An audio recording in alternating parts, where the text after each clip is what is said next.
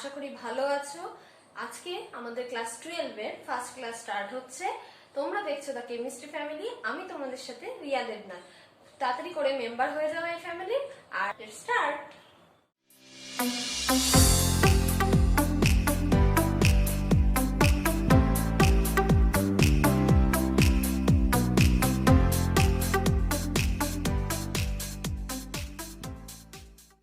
Class 12 এর first chapter the solid state দিয়ে আমরা ফার্স্ট ক্লাস স্টার্ট করছি। তোমরা পদার্থের বিভিন্ন স্টেট সম্পর্কে জানো, সলিড, লিকুইড, গ্যাস, তিনটে স্টেট তোমরা আগেই পড়েছো। তো আজকে শুধু আমরা কথা বলবো সলিড স্টেটটাকে নিয়ে, আর কোনো স্টেট নিয়ে আমরা কোনো ভাবনা চিন্তা করব না। পুরো চ্যাপ্টারটা আমাদের সলিডের উপর বেস করে হবে। ওকে, ক্লিয়ার? আচ্ছা, ফার্স্ট চ্যাপ্টারে যেখানে সলিড আমরা পড়ছি, সলিডের চ্যাপ্টারটাকে কমপ্লিট করতে গেলে আমাদের টোটাল 4টে ভিডিও দরকার পড়বে। ঠিক আছে, 4টে ক্লাসে আমরা এই সলিড স্টেটটাকে কমপ্লিট করে ফেলবো। কি কি 4টে পার্টে আমরা কি 4টে পার্ট পড়বো? ফার্স্ট পার্ট পড়বো আমরা ইউনিট সেল, সাথে ল্যাটিস, ক্রিস্টাল, এটা পুরোটা একদিনে কভার হবে। ওকে, সেকেন্ড আমরা পড়বো ডেনসিটি, আর সাথে সেই দিনই ডেনসিটি নিউমেরিক্যালস গুলো আমরা কমপ্লিট করে ফেলবো সেই দিনই, সেই ভিডিওতে। থার্ড পার্ট আমরা কি পড়বো? ডিফেক্টস পড়বো। থার্ড পার্ট হচ্ছে সলিডের ডিফেক্টস পড়বো আমরা। আর লাস্ট পার্টে আমরা কি পড়বো? ম্যাগনেটিক এন্ড ইলেকট্রনিক প্রপার্টিজ পড়বো এই সলিডের। ক্লিয়ার? তাহলে আজকে আমাদের ক্লাস স্টার্ট হবে ইউনিট সেল, ল্যাটিস আর ক্রিস্টাল এই পার্টটা দিয়ে, মানে শুরু থেকে শুরু করছি। ঠিক আছে, আচ্ছা, সলিড, সলিড কাকে বলছো? সলিডের নিশ্চয়ই কিছু ক্রাইটেরিয়া দেখে তাকে সলিড বলছো, নাহলে তো গ্যাস, লিকুইড যা খুশি বলা যেতে পারতো, রাইট? তাহলে কি কি বলা যায়? যে পদার্থটা বা যে ম্যাটারটা কি একটা মাস নেবে, একটা ভলিউম থাকবে, তার একটা ডেনসিটি, একটা ভলিউম, একটা এরিয়া দখল করে থাকছে, তাকে আমরা সলিড বলছি। ঠিক আছে, ইন্টারমলিকিউলার ডিসটেন্স তাদের মধ্যে কম থাকবে। কাদের মধ্যে কম থাকবে? এই যে সলিডটা ধরো এই পেনটা বা যে কোনো সলিড, যে বিষয়গুলো আমরা এখানে পড়বো, ধরো NaCl নিয়েছি, NaClটাও তো সলিডের মধ্যে আমরা ধরবো, ক্রিস্টাল ফর্মে থাকে সেটা। তাহলে NaCl এর মধ্যে যে Na+ এর যে আয়নিক যে মলিকিউল গুলো থাকছে, বা Cl- এর যে মলিকিউল গুলো, আয়নিক মলিকিউল গুলো বা আয়ন্স গুলো থাকছে, তাদের কি ডিসটেন্স, যে আয়ন্স গুলোর মধ্যে যে ডিসটেন্সটা থাকছে, সেই ডিসটেন্সটা খুব কম হচ্ছে। এটা আমরা জানি, প্রত্যেকটা মলিকিউল সলিডের মধ্যে খুব ক্লোজ প্যাকিং অবস্থায় থাকে, খুব একটা নির্দিষ্ট আকার আয়তনের মধ্যে একটা শেপ থাকে তার, রাইট? তা মলিকিউল গুলো একটা খুব কাছাকাছি অবস্থায় থাকে। তার তুলনায় লিকুইড আর গ্যাসে মলিকিউলস গুলোর ডিসটেন্স আরো বেশি হয়, তাই ইন্টারমলিকুলার ফোর্স সলিডের ক্ষেত্রে বেশি হবে। বোঝা গেছে? ইন্টারমলিকুলার ডিসটেন্সও যেমন কমে যাচ্ছে, তাই ফোর্স, ইন্টারমলিকুলার ফোর্স বেড়ে যাচ্ছে। ক্লিয়ার? আর কি হতে পারে?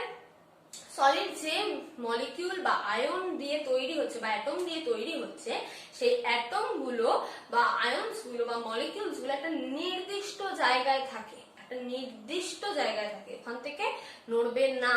ঠিক আছে, যেমন জলকে তুমি কাজ করলে মলিকিউল গুলো কিন্তু সারফেসের মলিকিউল গুলোই সবার আগে কি হয়? ডিসপ্লেস করে ফেলে, নিজেদের জায়গা চেঞ্জ করে ফেলে, চলে যাচ্ছে বই, রাইট?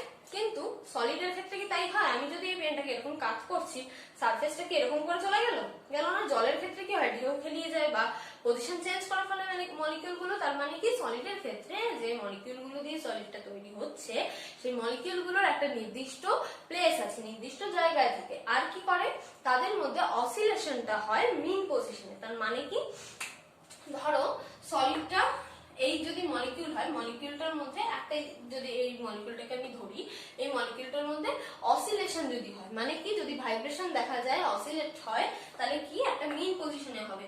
মানে ধরো এই সামান্য একটুখানি উঠেছে বা সামান্য একটুখানি নেমেছে, এতটাই সামান্য যেটা আমরা খালি চোখে বুঝতে পারি না, যার জন্য সলিডকে কিন্তু আমরা কোনোভাবে ফ্লো হতে দেখি না।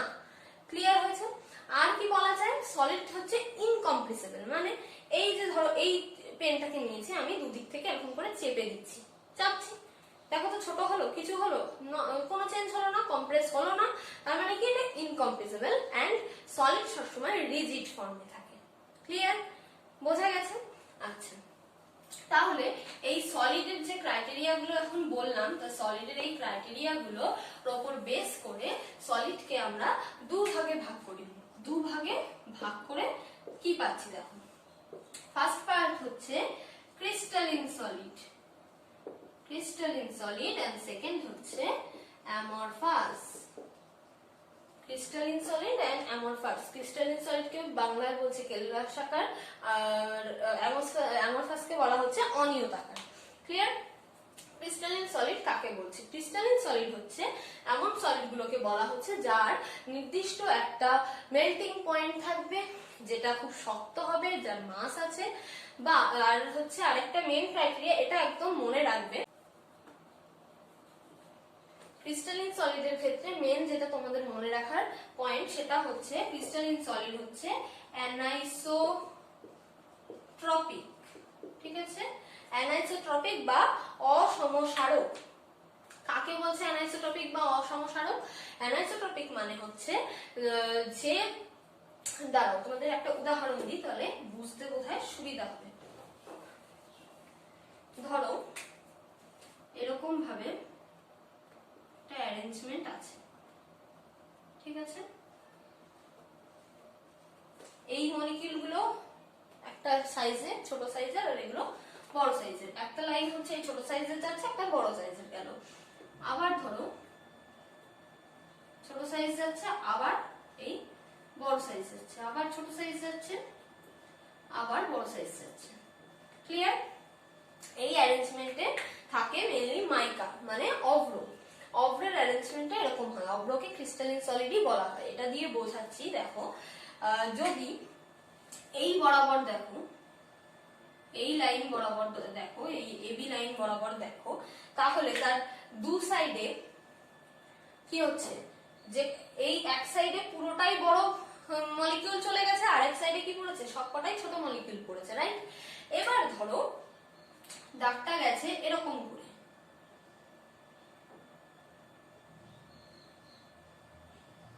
এরকম গেছে, ক্লিয়ার? C D. দেখো এটার এপাশে কি পড়েছে, বড়, এপাশে বড়, এপাশে ছোট, এপাশে ছোট, মানে দুপাশেই সেম সেম পড়েছে, তাই তো?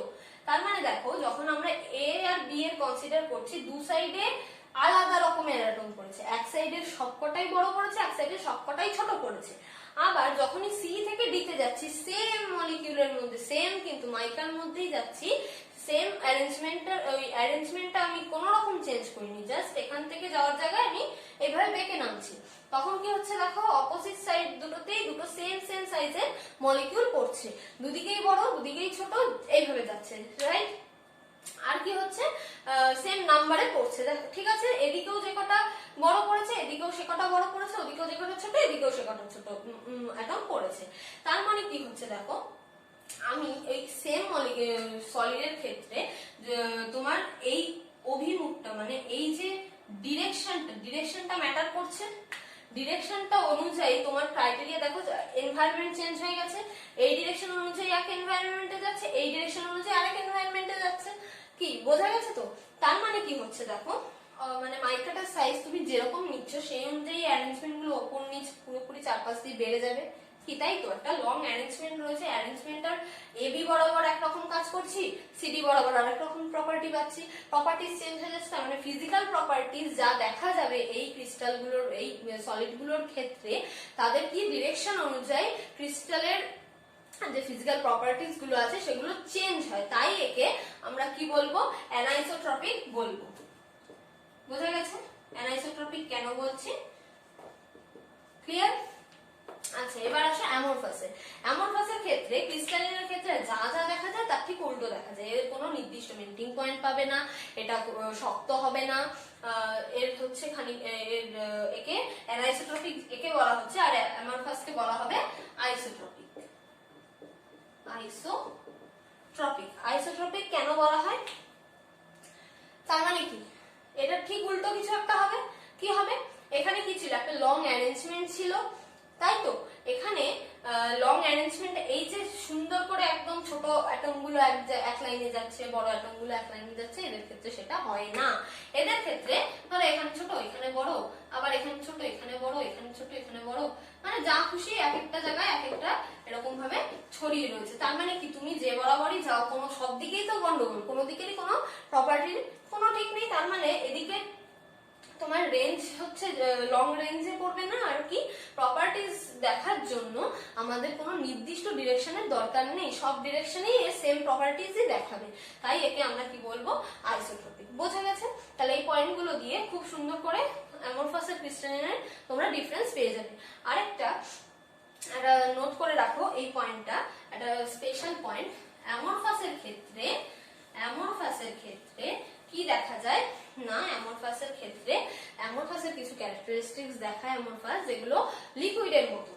কেমন লিকুইডের মতন সেটা হচ্ছে তোমার অ্যামরফাসের যে মলিকিউল গুলো থাকছে সলিডের, সেই মলিকিউল গুলো খুব সহজে ফ্লো করতে পারে, লিকুইডের মতন ফ্লো করতে পারে।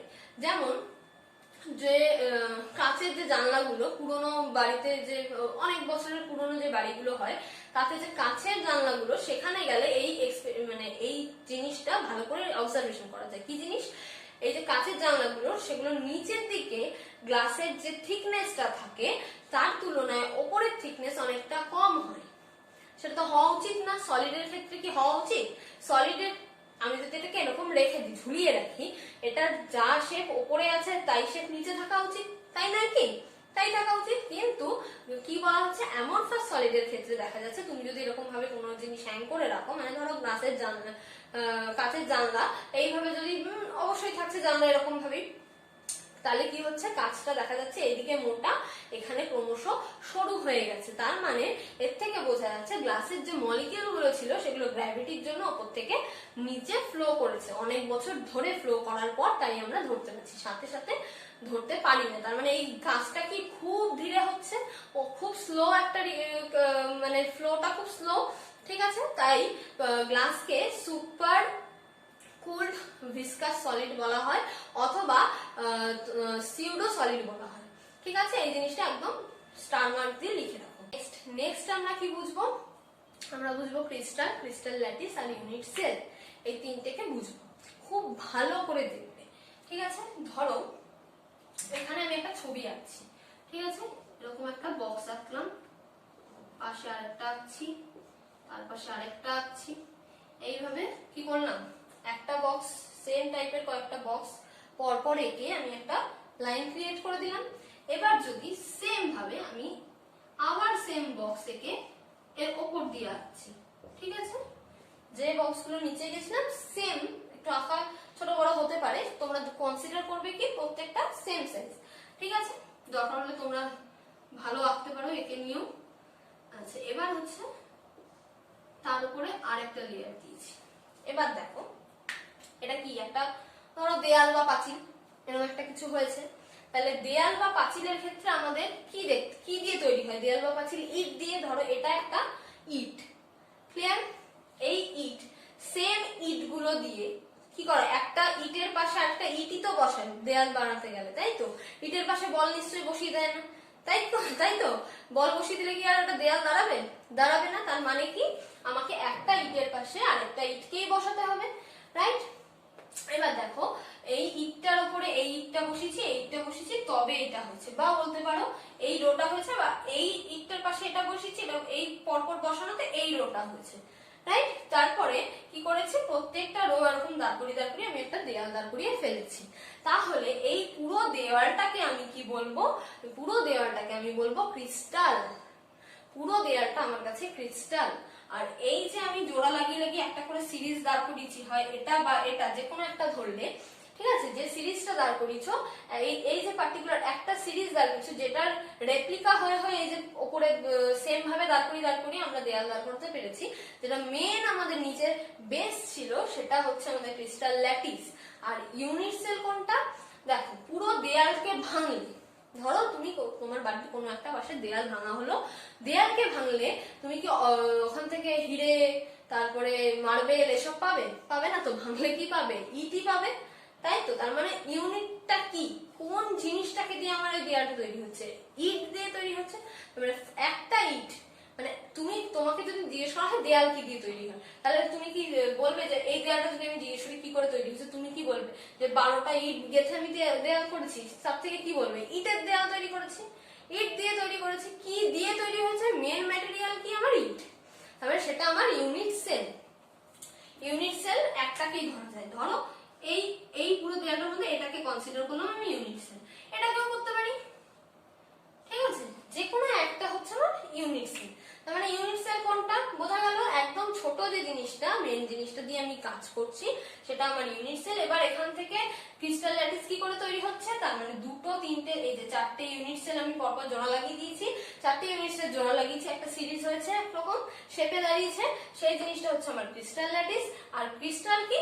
এই সেম ভাবে যে সিরিজটা আমি দাঁড় করিয়েছি, তার রেপ্লিকা দাঁড় করিয়ে যে বড় সাইজটা দাঁড়িয়েছে, একদম ফাইনাল দাঁড়িয়েছে, সেটা হচ্ছে আমার ক্রিস্টাল। ক্লিয়ার? একদম ক্লিয়ার আছে? ইউনিট সেলের উপর বেস করে, ইউনিট সেলের অ্যারেঞ্জমেন্টের উপর বেস করে আমাদের 4 ধরনের আমরা ইউনিট সেলকে ভাগ করছি, ঠিক আছে? ইউনিট সেলের উপর বেস করে আমরা 4টে ভাগ করছি। ইউনিট সেলকে 4টে ভাগ কি কি করছি? একটা ভাগ হচ্ছে আমাদের সিম্পল ইউনিট সেল, মানে প্রিমিটিভ বা সিম্পল ইউনিট সেল, ঠিক আছে? এটাকে বাংলায় বলে হচ্ছে আদি একক কোষ, ঠিক আছে? Simple unit cell. সেকেন্ড আসছে face centred unit cell. Face centred unit cell বা পৃষ্ঠকেন্দ্রিক তোমার একক কোষ, ঠিক আছে? থার্ড আসছি আমরা body centred unit cell. Body centred মানে হচ্ছে, বডি সেন্টার্ডের বাংলাটা হচ্ছে দেহ কেন্দ্রিক, ঠিক আছে? দেহ কেন্দ্রিক একক কোষ। আর লাস্ট হচ্ছে end centre unit cell. End centre unit cell. তোমরা ইউনিট সেলের ভাগ পাচ্ছ, ঠিক আছে? একক কোষকে এইরকম অ্যারেঞ্জমেন্টে তোমরা দেখতে পাবে। এই 4টে অ্যারেঞ্জমেন্ট আছে একক কোষের মধ্যে আর ইউনিট সেলসের মধ্যে। আর কি বলেছে? আর 7টা হচ্ছে আমাদের ক্লাসিফিকেশনে 7 ক্রিস্টাল সিস্টেম পাওয়া যায়। 7 ক্রিস্টাল সিস্টেম, ঠিক আছে? 7 ক্রিস্টাল সিস্টেম আছে। এই 7 ক্রিস্টাল সিস্টেমের সাথে এই ইউনিট সেলের অ্যারেঞ্জমেন্ট মিলিয়ে 14 খানা ক্রিস্টাল ল্যাটিস তৈরি করা হয়েছে। 14 খানা ক্রিস্টাল ল্যাটিস তৈরি করা হয়েছে, যাকে আমরা ব্র্যাভিস ল্যাটিস বলি। কি বলি? ব্র্যাভিস ল্যাটিস, ঠিক আছে? 14 খানা ব্র্যাভিস ল্যাটিস আছে। ওকে, ক্লিয়ার? তার মধ্যে 7টা হচ্ছে সিম্পল, 7টা হচ্ছে সিম্পল, আর 3টে হচ্ছে বিসিসি মানে বডি সেন্টার, আর 2টো হচ্ছে এফসিসি, 2টো হচ্ছে এন্ড সেন্টার। এবার স্টার্ট হবে number of atoms in a cell. একটা ইউনিট সেলের মধ্যে কত নাম্বার অফ অ্যাটমস প্রেজেন্ট আছে সেটা ক্যালকুলেশন করব। এবার দেখো, ইউনিট সেল বলতে আমরা কি বুঝছি? এই জাস্ট একটা ইউনিট সেল যদি হয়, এটাকে ইউনিট সেল বলছি। এই চারপাশে রয়েছে, এটা হচ্ছে সিম্পল ইউনিট সেল, ঠিক আছে? একদম সিম্পল, এটাকে ধরছি আমরা একদম সিম্পল। তাহলে তোমাদের মনে হতেই পারে 8 কোণায় 8টা আছে, তার মানে 8 অ্যাটম। কিন্তু তা নয়। এই অ্যাটম গুলো পুরোটা এই বক্সটাকে কন্ট্রিবিউট করছে না। কি করে? দেখো, তখন কি বললাম? এই একটা ইউনিট সেলের সাইডেও আরেকটা আছে ইউনিট সেল, তার মানে কি আরেকটা ইউনিট সেল এইভাবে রয়েছে না?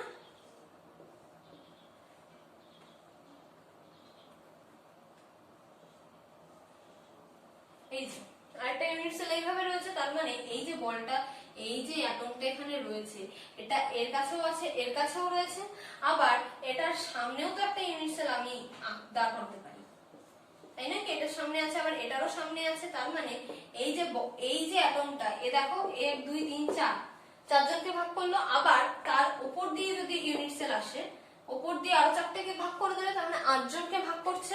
এই একটা অ্যাটম কাকে কাকে দিল? 8টা ইউনিট সেলকে তার ভাগ দিল। আর একটু ভালো করে বোঝো। এবার তাহলে কি দেখতে পাচ্ছ বলো?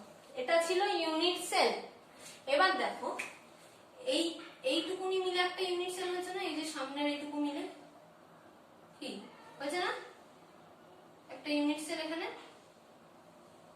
একটা ইউনিট সেল, এই যে সামনে পেছনে একটা হচ্ছে, এই সাইডে একটা হচ্ছে, দেখো টোটাল 8টা ইউনিট সেল পাবে এই ছবিটাতে। ঠিক আছে, এই সামনে একটা পেছনে একটা, সামনে একটা পেছনে একটা, সামনে একটা পেছনে একটা, 8টা ইউনিট সেল পেয়েছি। এবার ধরো এই যে সেন্টারটা, ঠিক আছে, এইখানে একটা অ্যাটম আছে। কি আছে? এখানে একটা অ্যাটম আছে। এই অ্যাটমটা তাহলে বলো তো কার কাছে যাচ্ছে, কটা ইউনিট সেলের কাছে যাচ্ছে? এই ফার্স্টের সামনেরটাকে ধরো, তাতেও আছে, পেছনেরটাতে ধরো, তাতেও আছে, ওপরেরটাতে ধরো, ওপরের সামনেটায় তাতেও আছে, পেছনেরটাতেও আছে, প্রত্যেকটাতে আছে। তার মানে এই একটা মাঝখানে যেটাকে নিয়েছি আমি, সেটা টোটাল কটা ভাগে, কটা ইউনিট সেলকে দিয়ে দিচ্ছে? একটা পুরো আস্ত একটা অ্যাটম পুরো 8টা ভাগে ভাগ হয়ে গেল। 8টা অ্যাটমকেও সমান ভাগে ভাগ করে দিয়েছে, 8টা ইউনিট সেলকেও সমান ভাগে ভাগ করে দিয়েছে। তার মানে পার একটা, এই যে অ্যাটম আমি আঁকছি সুবিধার্থে, প্রত্যেকটা তার মানে কি এইভাবে 1/8 কন্ট্রিবিউশন করছে একটা ইউনিট সেলের জন্য, কারণ 8টার মধ্যে এর সমান ভাগে ভাগ হয়ে রয়েছে। তার মানে একটার জন্য কি হবে? 1/8 হবে। ক্লিয়ার আছে? তার মানে শুধু যদি আমি এই ইউনিট সেলটার, একটা ইউনিট সিম্পল ইউনিট সেলের ক্ষেত্রে আমি কনসিডার করি যে কতগুলো অ্যাটম আছে, তাহলে প্রত্যেকটা এক একটা কত দিচ্ছে? 1/8 করে দিচ্ছে কন্ট্রিবিউশন। আর কটা আছে টোটাল? এটার মধ্যে 8টা আছে। তার মানে কত? 1, মানে 8টা অ্যাটমের ওই একটু একটু ভাগ 1/8 ভাগ জোড়া লেগে লেগে লেগে কটা হয়েছে? একটা অ্যাটমের সমান অ্যাটম দাঁড়িয়েছে। ক্লিয়ার আছে? একটা সিম্পল ইউনিট সেলের মধ্যে একটাই অ্যাটম আছে। ক্লিয়ার? এবার ধরো এই জিনিসটা মুছে দিই, এটা তো গেল 1/8 = 1। এইবার এটা হয়ে গেল সিম্পল কিউবের ক্ষেত্রে, রাইট? এইবার আমি ধরো বডি সেন্টারের ক্ষেত্রে আসলাম। বডি সেন্টারের ক্ষেত্রে আমার ছবিটা কেমন হবে? বডি সেন্টার মানে কি? চারপাশে যেগুলো আছে সেগুলো আনঅল্টার। ক্লিয়ার আছে? যা ছিল তাই আছে। কিন্তু এবার কি আছে? বডি সেন্টারের জন্য মাঝখানে একটা পুরো হোল একটা রয়ে গেছে। তো ক্লিয়ার? তাহলে দেখো তো, এবার বলো তো, এটা তো সহজ বডি সেন্টারের ক্ষেত্রে বলা, যে 8টার জন্য কন্ট্রিবিউশন কত? 1/8 × 8 মানে 1। আর টোটালি একটা ভেতরে ঢুকে বসে রয়েছে, ও তো আর কাউকে কোনো ভাগ দেয়নি, তার মানে কি +1। টোটাল দুটো থাকছে। তার মানে বিসিসি ল্যাটিসের ক্ষেত্রে বা বিসিসি ইউনিট সেলের মধ্যে কটা থাকছে? দুটো তোমার অ্যাটম প্রেজেন্ট থাকছে। নাম্বার অফ অ্যাটমস হচ্ছে বিসিসি তে 2। আচ্ছা, এবার আসো ফেস সেন্টারের ক্ষেত্রে। ফেস সেন্টারের কি? প্রত্যেকটা ফেসে একটা করে থাকবে। ফেসের সেন্টারে নাম শুনলে বোঝা যাচ্ছে। তাহলে এই একটা ফেসের মাঝখানে একটা, ওই একটা ফেসের মাঝখানে একটা, উপরের ফেসের মাঝখানে, নিচের ফেসের মাঝখানে, পিছনের ফেসের মাঝখানে, আর সামনের ফেসের মাঝখানে। ক্লিয়ার? বুঝতে পারছো? এবার দেখো তাহলে এই যে মাঝখানের গুলো রয়েছে, এই মাঝখানের গুলো কটাতে কন্ট্রিবিউট করবে? ভেবে দেখো। একটা করে রয়েছে ফেস সেন্টার কিউবের ক্ষেত্রে, রাইট? প্রত্যেকটার কর্নারে যে 8টা আছে তাদের কন্ট্রিবিউশন 1/8 × 8 মানে 1। এবার দেখো এই এই যে সাইডেরটা, কোণারটা, এই দেয়াল আর তার পাশের দেয়ালেই একমাত্র দেবে, কি তাই তো? এখানে যদি একটা থাকে তাহলে এই পাশেরটাকেই দেবে, তার পেছনেরটাকে তো আর দেবে না। তার মানে এই এই ফেসের গুলো যেগুলো, যে অ্যাটম গুলো, সেই অ্যাটম গুলো কতগুলো কন্ট্রিবিউশন হচ্ছে? হাফ হাফ করে দিচ্ছে। এই অ্যাটমকে, এই সেলটাকে হাফ, এই সেলটাকে হাফ দেবে, তাই তো? তার মানে একটার ক্ষেত্রে কনসিডার করলে কি হচ্ছে? একটা ইউনিট সেলের ক্ষেত্রে তাদের কন্ট্রিবিউশন কত? হাফ। তার মানে হাফ। ফেস কটা আছে? ফেস 1 2 3 4 5 6, 6টা ফেস আছে। তার মানে হাফ × 6 মানে কত? 3। তার মানে 8টা কোণার 8টা 1/8 করে দিল একটা অ্যাটম, 6টা হাফ করে দিচ্ছে 3টে অ্যাটম। তো টোটাল অ্যাটম এফসিসি তে কত হবে? 4। নাম্বার অফ অ্যাটম এফসিসি তে হচ্ছে 4। বোঝা গেছে? ক্লিয়ার? আচ্ছা, এবার আসছি আমরা প্যাকিং এফিশিয়েন্সি বা প্যাকিং ফ্র্যাকশনের মধ্যে। প্যাকিং ফ্র্যাকশন বা প্যাকিং এফিশিয়েন্সি বলতে কি, এই যে ইউনিট সেলের মধ্যে আমরা অ্যাটমের নাম্বারগুলো দেখলাম, কতগুলো অ্যাটম আছে, ওই অ্যাটম গুলো পুরো ইউনিট সেলটার যা ভলিউম, তার মধ্যে কতটা ভলিউম ওরা আটকে রেখেছে বা পুরো ভলিউমের কতটা ওরা প্যাক করে ফেলেছে, সেই নাম্বারটাই হচ্ছে আমাদের প্যাকিং এফিশিয়েন্সি। আচ্ছা, ফার্স্টে আমরা ধরো সিম্পল কিউবের ক্ষেত্রে এটা ক্যালকুলেশনটা করব। সিম্পল কিউবের ক্ষেত্রে ক্যালকুলেশন করছি, ঠিক আছে? সিম্পল কিউব একটা এঁকে ফেলো। তার 8টা কোণায় অ্যাটম। ক্লিয়ার? তাহলে আমাদের ধরি এই যে এজ গুলো রয়েছে এগুলো কি এ, এর লেন্থ, এজ লেন্থ ধরে নিলাম এ, আর এই অ্যাটমের রেডিয়াস হচ্ছে আর। এইবার বিষয়টা হচ্ছে এত ছোট এই কোণায় এইভাবে থাকে না, ওরা কি করে এই প্রত্যেকটা এজের হাফ টু হাফ পুরো এরকম থাকছে এরকম ভাবে। ঠিক আছে? তার মানে কি এইটার রেডিয়াস যদি আর হয় তাহলে এটারও এইদিকে রেডিয়াসটা পুরোটা এতখানি দখল করে এইভাবে আর। ঠিক আছে? তার মানে পুরো a ইকুয়ালস টু কি দাঁড়ালো, এই এটা মানে কি 2r। আমাদের এই যে স্ফিয়ার গুলো, অ্যাটম গুলো তো স্ফিয়ার হিসেবে কনসিডার হচ্ছে, স্ফিয়ার গুলোর ভলিউমের ফর্মুলা কি? ভলিউমের ফর্মুলা হচ্ছে 4/3 পাই r কিউব। ঠিক আছে? এখানে সিম্পল কিউবের ক্ষেত্রে আমাদের স্ফিয়ার কটা আছে বলো? একটা, ক্যালকুলেশন করলাম একটু আগে আমরা, একটা স্ফিয়ার আছে। তার মানে এই ভলিউমটা কিসের ভলিউম হয়ে গেল? এই অ্যাটমটা, এই সিম্পল কিউবটার মধ্যে অ্যাটমের যে ভলিউমটা, সেই ভলিউমটা আমরা কনসিডার করলাম যে যতগুলো অ্যাটম আছে তার ভলিউম এটা। আচ্ছা এইবার বলো পুরো কিউবটার সে কি ভলিউম কি? a cube divided by a cube. দেখো ফ্র্যাকশন হয়ে গেল না?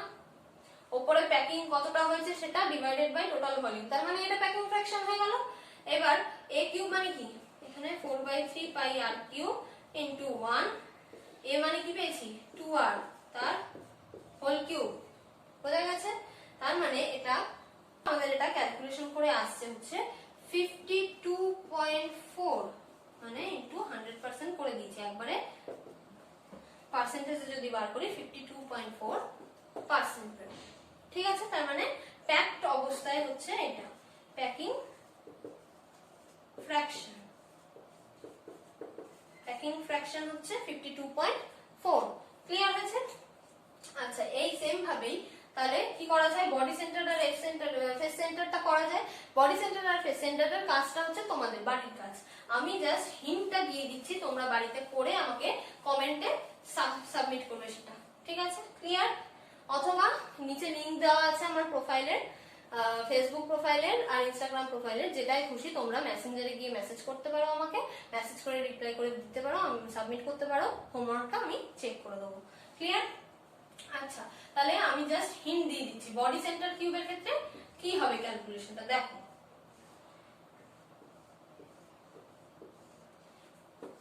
এটা হয়ে গেল আমাদের সিম্পল ইউনিট সেলটা, রাইট?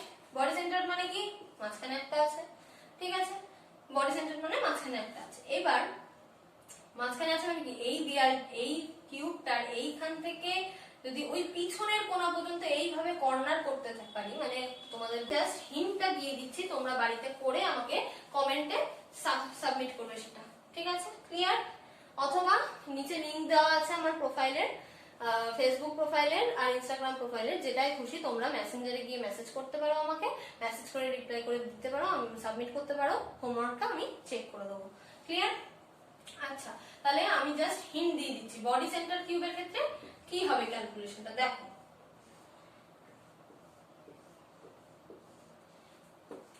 এটা হয়ে গেল আমাদের সিম্পল ইউনিট সেলটা, রাইট? বডি সেন্টার মানে কি মাঝখানে একটা আছে। ঠিক আছে?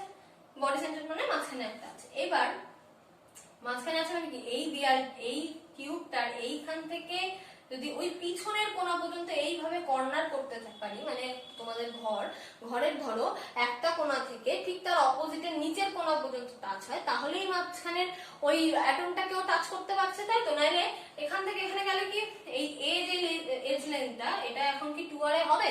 তাহলে তো আবার সেই সিম্পল কিউবের ক্যালকুলেশন চলে আসলো। তাহলে আমাকে এখন কনসিডার করতে হবে এই ব্যাকা ভাবে সামনের এইখান থেকে কর্নারটা ওই পিছনের ওই কোণার অপোজিটের পর্যন্ত টানতে হবে। ঠিক আছে? তাহলে এইটুকুনি তো এ আমরা জানি। আচ্ছা এবার দেখো আমাকে ওই এইটাকে বার করতে গেলে কি করতে হচ্ছে। এটা এ, এটা বি, এটা ধরলাম সি, আর ওই কোণাটা ধরলাম ডি। হয়েছে? তাহলে ফার্স্টে এটা এ, এটাও এ, তার মানে এই এসি কত √2a, কি তাই তো? এটা তো পড়েছো পিথাগোরাস থিওরেম। কি হবে? এটা √2a, এটা a, তাহলে এটা কি হবে √2a² + a²। √2a² মানে 2a² + a², এটা রুট করো, রুট না করলে তো ভ্যালু বেরোবে না, মানে √3a। এবার মানে এইটা পেলাম আমি √3a, তাই তো? √3a মানে এবার কি দেখো তো, এই অ্যাটমটার রেডিয়াস হাফ পাচ্ছি আর, এটারও হাফ পাচ্ছি আর, আর এটা তো পুরোটা পেয়ে যাচ্ছি, তার মানে এটা 2r পাচ্ছি, তার মানে এটা 2r, এটা r, এটা r, তার মানে টোটাল কত 4r, √3a মানে 4r পেলাম। ক্লিয়ার? তাহলে a মানে কত পাবো 4r/√3। তাহলে সেম ভাবে আগের ফর্মুলা, স্ফিয়ারের ভলিউম 4/3πr3, ফেস সেন্টারের বডি সেন্টারের ক্ষেত্রে কটা অ্যাটম বার করেছি আমরা, দুটো, ইনটু 2 ডিভাইডেড বাই a কিউবের জায়গায় 4/r√3 তার হোল কিউব, এই হোল কিউব। হয়েছে? বোঝা গেছে? ক্লিয়ার হয়েছে বিষয়টা? তাহলে এটা সুন্দর করে পরিষ্কার করে ছবিটা এঁকে আমাকে হোমওয়ার্কটা দেবে, সাবমিট করবে একদম। আরেকটা কোনটা করবে, ফেস সেন্টারের ক্ষেত্রে যেটা সেটা করবে। ফেস সেন্টারের ক্ষেত্রে সেটাও আমি একটু হিন্টস দিয়ে দিচ্ছি, দেখো ফেস সেন্টারের ক্ষেত্রে কি হচ্ছে,